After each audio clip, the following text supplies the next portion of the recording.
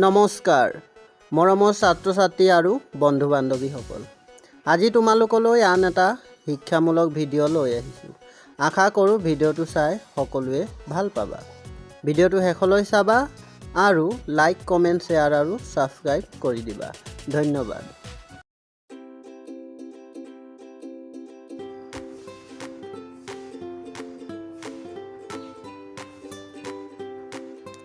আজি আমি শিকিম ইংৰাজী ব্যাকৰণৰ প্ৰথম ভাগ ডিটাৰমিনাৰ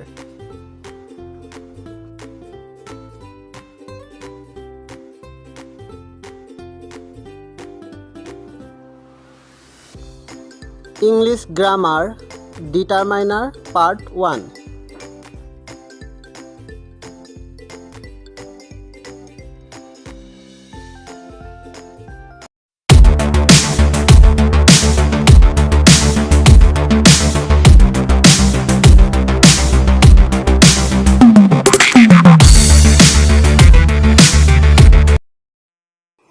ছাত্ৰ ছাত্ৰীসকল আজি আমি শিকিম ডিটাৰমিনাৰ ইয়াৰ প্ৰথম প্ৰশ্নটো লৈছো হাউ মেনি কাইণ্ডছ অফ ডিটাৰমিনাৰ অৰ্থাৎ ডিটাৰমিনাৰ কেই প্ৰকাৰৰ আৰু কি কি উত্তৰ ডিটাৰমিনাৰ 6 প্ৰকাৰৰ সেইবিলাক হৈছে article like determiner quantitative cardinal ordinals আৰু পজেছিভ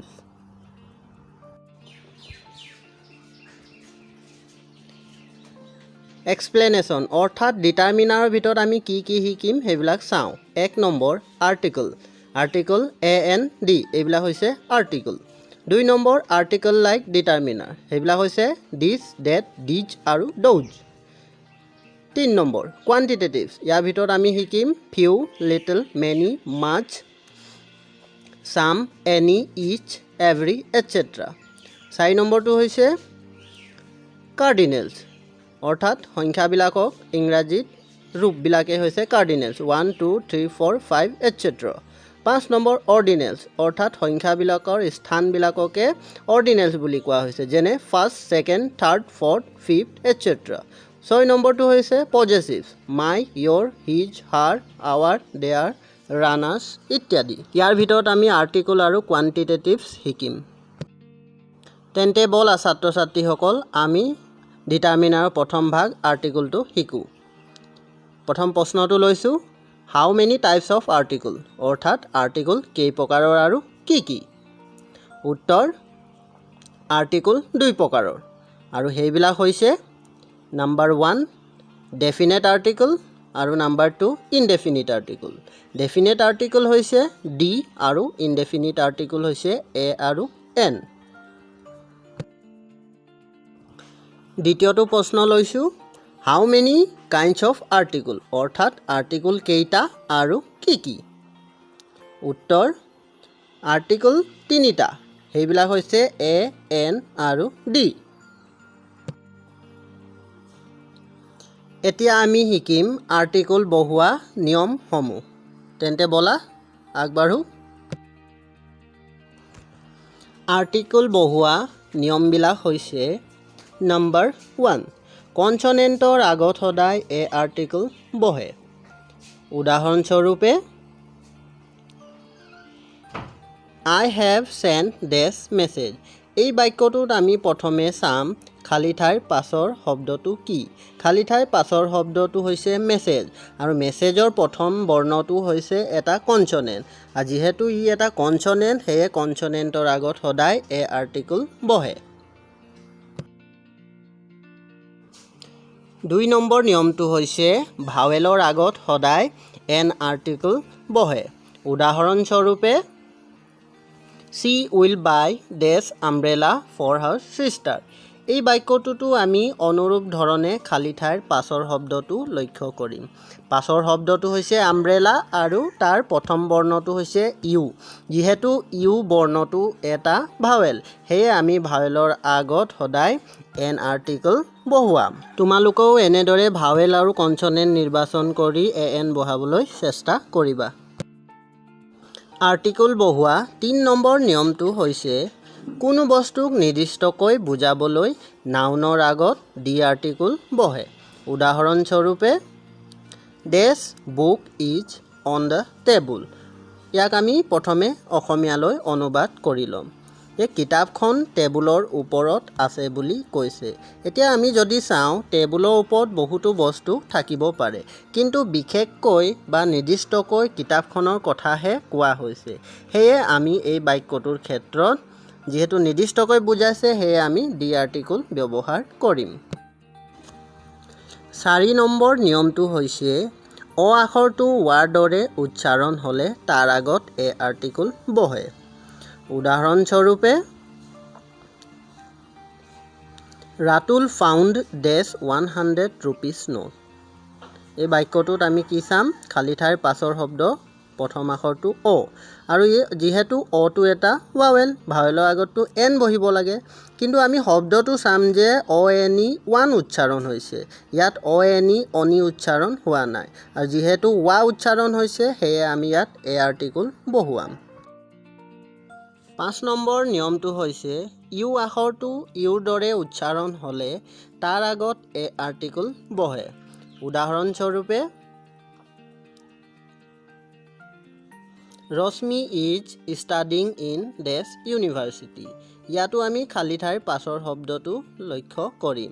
ইউনিভাৰ্চিটি, ইউনিভাৰ্চিটিৰ প্ৰথম বৰ্ণটো ইউ, আৰু যিহেতু ইউটো এটা ভাৱেল, ভাৱেলৰ আগতটো এন বহিব লাগে, কিন্তু আমি ইয়াত চাম যে ইউটো ইউৰ দৰে উচ্চাৰণ হৈছে, আৰু যিহেতু ইউটো ইউৰ দৰে উচ্চাৰণ হৈছে সেয়ে ইয়াৰ আগত আমি এ আৰ্টিকল বহুৱাম। ইউটো ইউৰ দৰে উচ্চাৰণ হোৱা কেইটামান শব্দ হৈছে unit, union, unicorn, useful, uniform, useless, United, European আদি।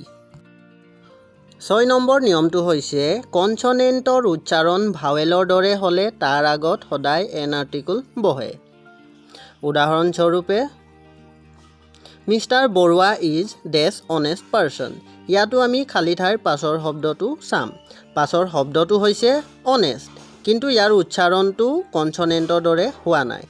প্ৰথম বৰ্ণটো এইচ কনছনেণ্ট, যদিও এইচটো ইয়াত চাইলেণ্ট লেটাৰ হিচাপে আছে। উচ্চাৰণ হৈছে অ বৰ্ণটোৰ পৰা, আৰু যিহেতু অ বৰ্ণটো এটা ভাৱেল,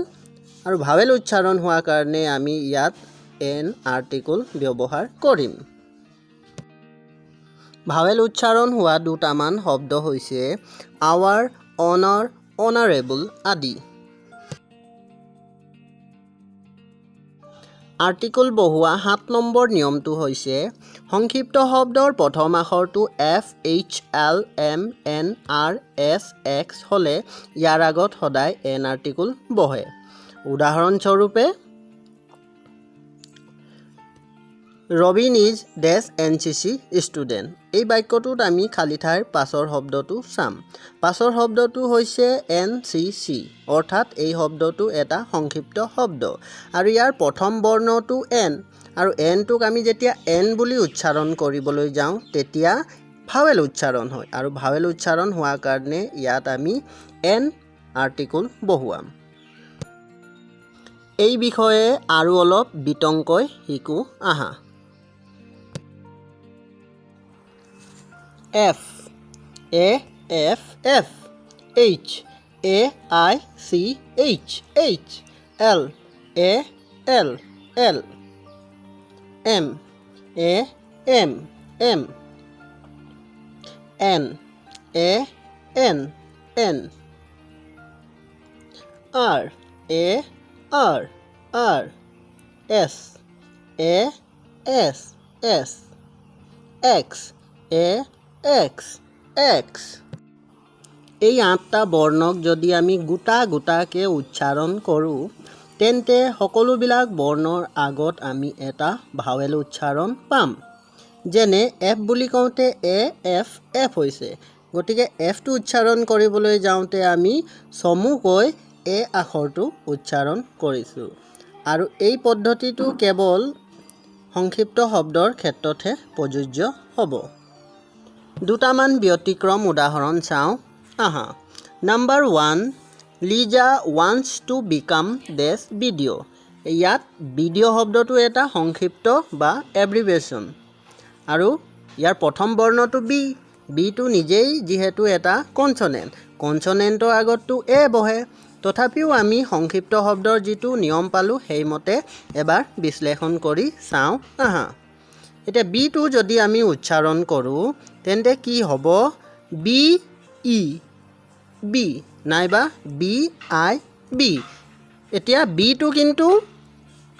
উচ্চাৰণ কৰোঁতে ইয়াৰ পাছতহে ভাৱেলটো উচ্চাৰণ হৈছে সেয়ে এই নিয়ম ইয়াত প্ৰযোজ্য নহ'ব সেয়ে আমি ইয়াত এ আৰ্টিকল বহাম আন এটা উদাহৰণ চাওঁ my brother is the ONGC employee ইয়াত সংক্ষিপ্ত শব্দটো হৈছে ONGC আৰু ইয়াৰ প্ৰথম বৰ্ণটো অ আৰু যিহেতু অটো নিজেই এটা ভাৱেল সেয়ে ইয়াত বিশেষ অসুবিধা নাই ইয়াত আমি ডাইৰেক্ট এন বহুৱাই দিম আন এটা উদাহৰণ চাওঁ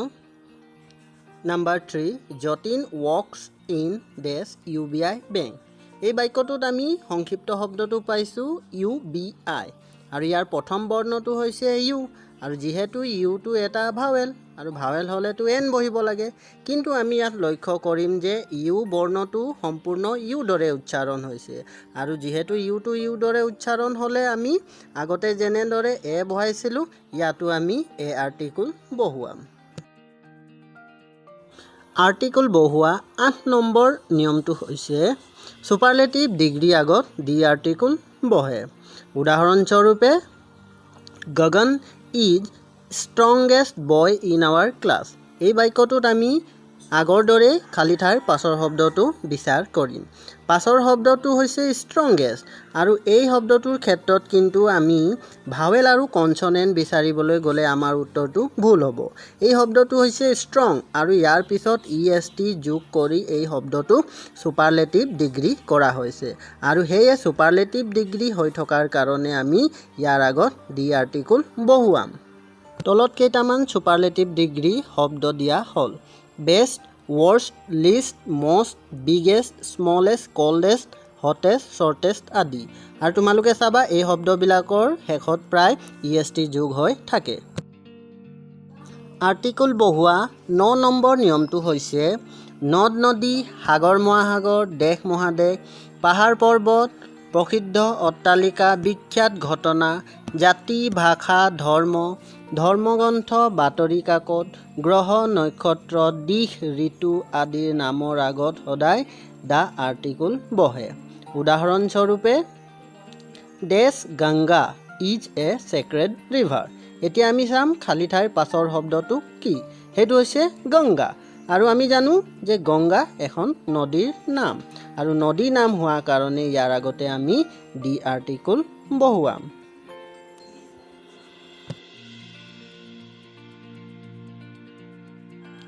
আৰ্টিকল বহুৱা 10 নম্বৰ আৰু শেষৰ নিয়মটো হৈছে কম্পাউণ্ড সেন্টেন্সৰ ক্ষেত্ৰত সদায় দ্য আৰ্টিকল বহে উদাহৰণস্বৰূপে this is dash lady who gave me a book এই বাক্যটোত আমি কিন্তু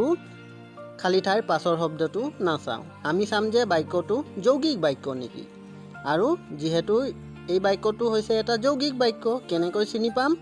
আমি চাম যে বাক্যটোত কোনো কনজাংচন আছে নেকি আৰু আমি স্পষ্টকৈ দেখা পাইছোঁ যে এই হু শব্দটোৱে এটা কনজাংচনৰ কাম কৰিছে আৰু কনজাংচন ব্যৱহাৰ হোৱাৰ কাৰণে বাক্যটো যিহেতু এটা কম্পাউণ্ড সেন্টেন্স হৈছে আৰু কম্পাউণ্ড সেন্টেন্স হ'লে আমি তাত সদায় ডি আৰ্টিকল ব্যৱহাৰ কৰিম তেন্তে ছাত্ৰ ছাত্ৰীসকল তোমালোকে এনেদৰে এই 10টা নিয়ম ব্যৱহাৰ কৰি প্ৰশ্নবিলাক সমাধান কৰিবলৈ চাবা আৰু কৰবাত যদি কিবা খুটি নাতি পোৱা তেন্তে তোমালোকে মোক কমেন্ট বক্সত প্ৰশ্নবিলাক তোমালোকে লিখি জনাবা আৰু মই তোমালোকৰ উত্তৰবিলাক দিবলৈ চেষ্টা কৰিম তেন্তে আজিলৈ আহোঁ ধন্যবাদ মৰমৰ ছাত্ৰ ছাত্ৰী আৰু বন্ধুবৰ্গসকল তোমালোকে যদি মোৰ এই এডুকেশ্যনেল চেনেলটোৰ পৰা কিবা এটা শিকিব পাৰিছোঁ বুলি ভাবিছা তেন্তে চেনেলটো তোমালোকে লাইক কমেণ্ট শ্বেয়াৰ কৰি থাকিবা তোমালোকে মোৰ এই চেনেলটো তোমালোকৰ ফ্ৰেণ্ডছৰ আৰু তোমালোকৰ ৰিলেটিভৰ মাজত শ্বেয়াৰ কৰি থাকিবা যাতে তোমালোকৰ লগতে আন সকলোৱে যাতে দুই এটা নতুন কথা শিকিব পাৰে তেন্তে আজিলৈ আহোঁ ধন্যবাদ